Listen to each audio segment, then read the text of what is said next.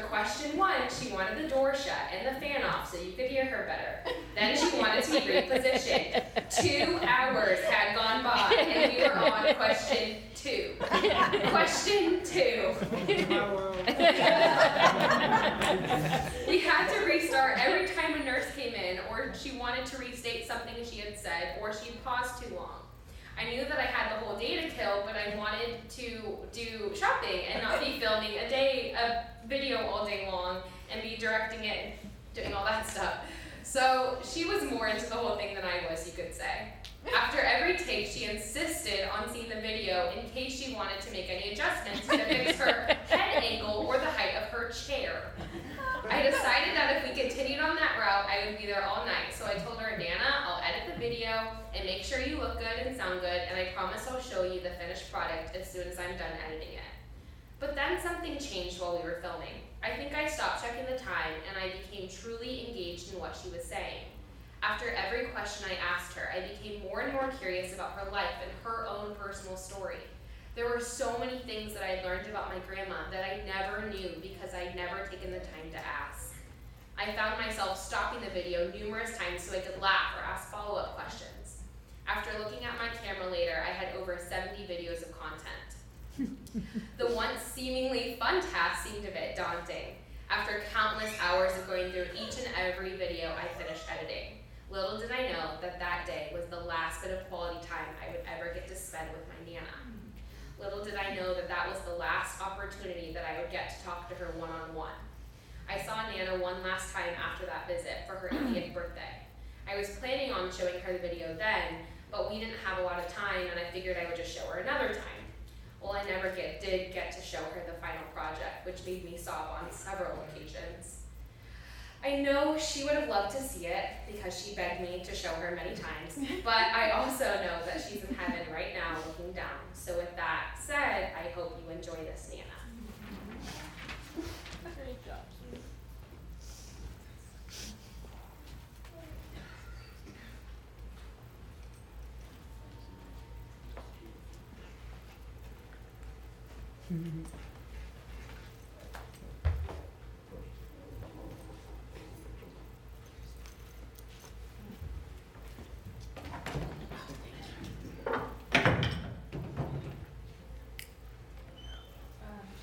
There's no audio.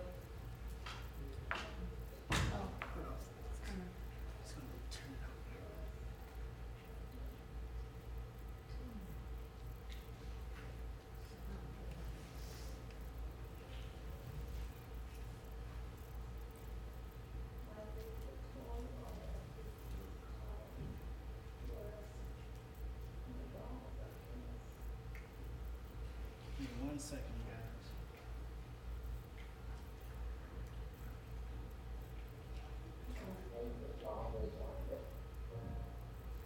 My favorite toy or activity as a child was my dolls, I guess. My favorite doll was one that would wear its pants.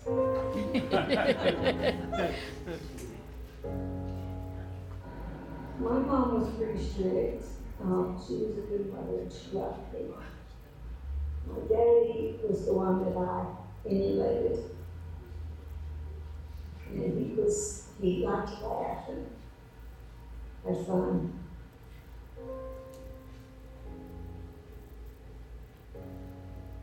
Well, my father and mother thought that we just all learned how to work, basically. They got married in the Depression.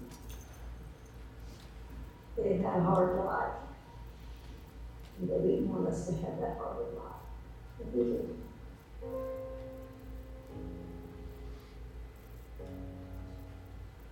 I don't know for sure, but I think it was the Bible school, the vacation Bible school that I went to, had a contest, and they would give a Bible to the child who could say the most scriptures. And I just about worried my cousin to death and asked her, did she think that I was going to win? And she would say, no, of course you're going to win. There's nobody that's going to learn that in the scriptures. And I did win. I did the Bible. And I know most of those scriptures today, and they have really meant a lot to me. And I also remember that my cousin Barbara Jean would try to get me into all kinds of trouble. And she's not still living, but before she died, she said to me, "You chose the best way." And I didn't know what to say. I think she meant that you chose to live for the Lord. And I realized that that's the best way, because she told me that to never ask her again, that she wasn't ever going to be a Christian. And so I didn't ever ask her again.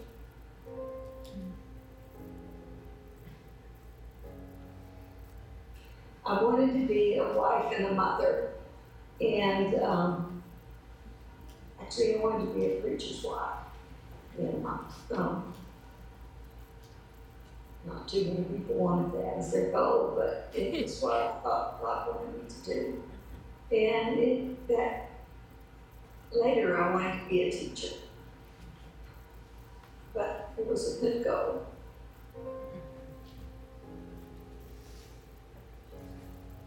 The best and only place I ever lived was in Fort Worth. I lived in Pascagoula, Mississippi too, but I have very scant memories of that. Well, in Pascagoula, we lived in a trailer, like an Airstream, but not that nice. And there was a room built onto it.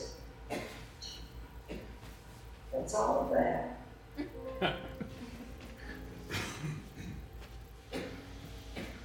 It was a good place to grow up. I was a happy child, I think.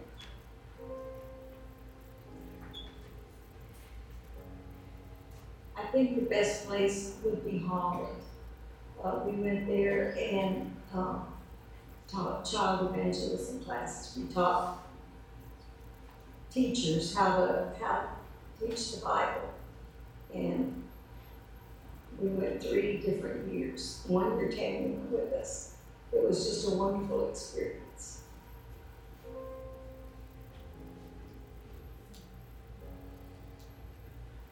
My favorite travel memory. Well, we went to Texas and our wheel caught on fire.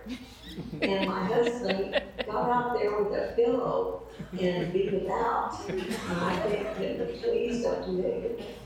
You're gonna burn yourself nuts up. And I kept begging him to stop it. But he did beat the fire out and didn't get killed.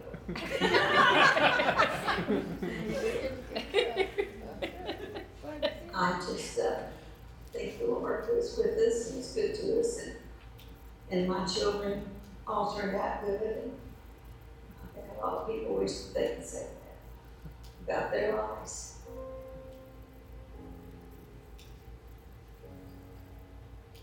I'm thankful for my family, for a husband that loved me, and for my 4 children, and for parents that loved me and taught me about Jesus.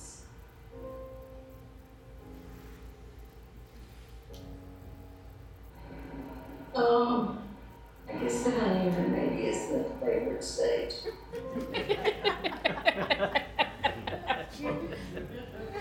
He had a great sense of humor. It was one outstanding characteristic that he had. He didn't hold grudges.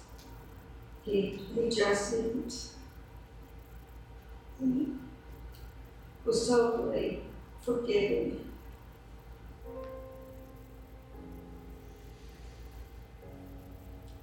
Well, my marriage ended too soon.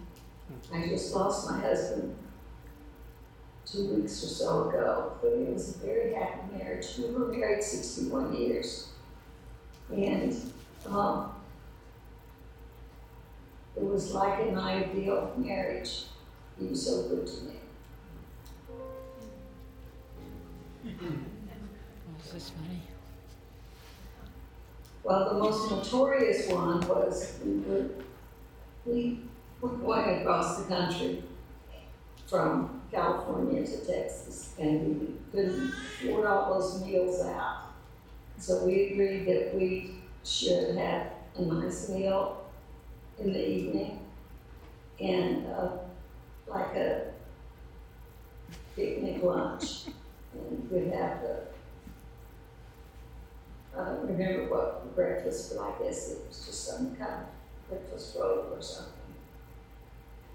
Anyway, I bought the groceries for this notorious meal, and I bought enough of those little Leo's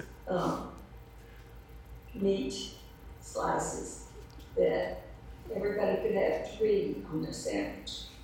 My husband thought that was utterly ridiculous, and he wanted more like 9 on his lunch.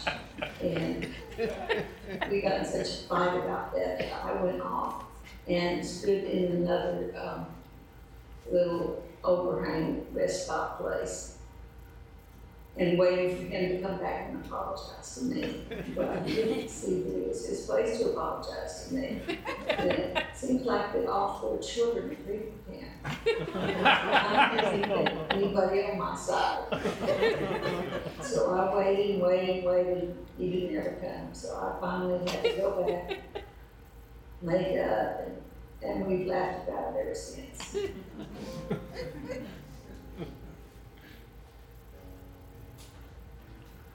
My favorite part is when they first bring that baby to you and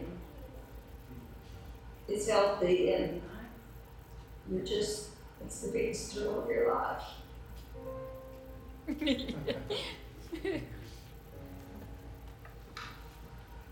I thought you were turning it off.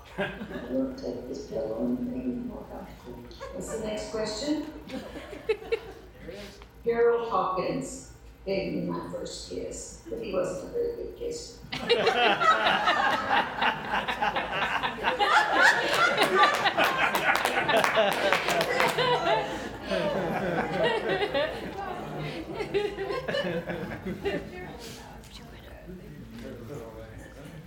Who wants to follow that? Huh?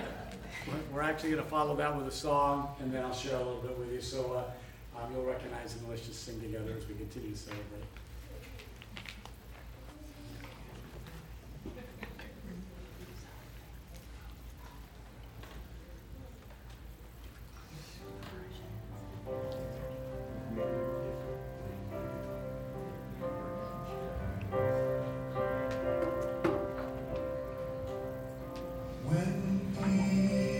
Like a river, attended by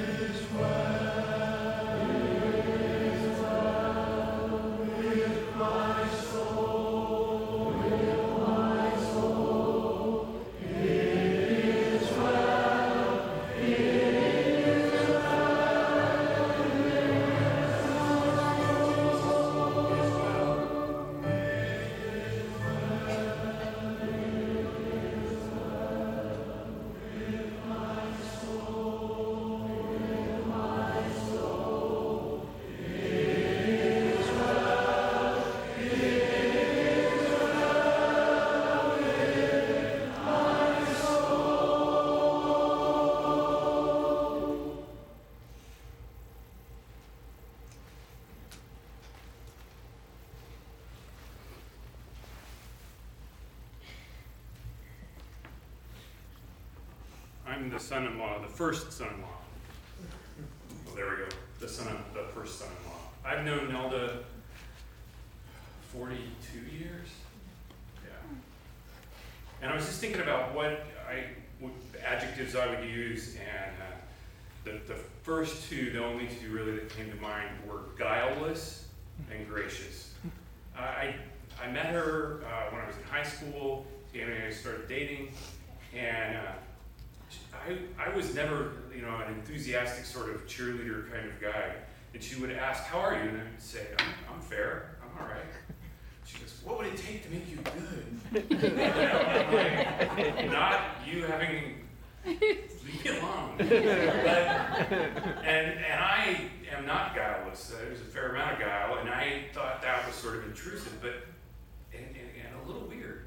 But that's just who she was. She was just very much positive, outlook on things, and then gracious. And just in terms of how she always wanted, I felt like she always wanted people to understand the consequences of your behavior. But she was gracious about what those consequences might be. What I thought, Terry, was that time that you were swimming in the canal, and all of her friends fled. Terry and another friend were left, and so the sheriff was going to make an example.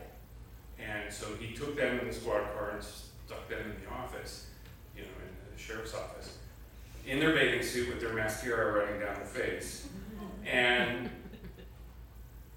her mom knew she was at the sheriff's station, and she just let her sort of stew.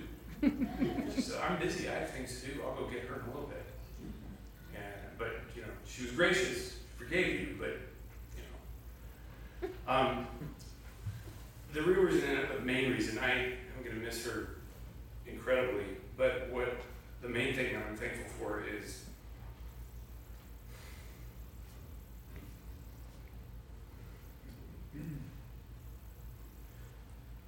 being guileless and gracious was a gift that she gave it to my wife. And I get the benefit and the joy of living with a woman like that every day. And so I can't measure up to that, but thankfully I am adjacent to someone who lives up to that, and I have the privilege of sharing my life with. So my dad died about 5 years ago, and my dad was my version, the analog version of Google. If I had brakes wouldn't work on a car, or I couldn't fix the washing machine, I would just call my dad. And so when he died, it was difficult, because I didn't have that, and it was kind of difficult. So, what do I do? How do we go on? And there's a person you may or may not have ever heard of, but I want to introduce him to you. His name is Frederick Beatner, and if you'll allow me, and if you'll indulge me, I want to read something where he talks about what to do next. In Aramaic, Talitha Kumai means, "Little girl, get up." It's the language Jesus and his friends probably used when they spoke to each other, so these may well be his actual words among the very few that have come down to us verbatim. He spoke them at a child's funeral, the 12-year-old daughter of a man named Jairus. It was in Mark 5. The occasion took place at the man's house. There was plenty of the kind of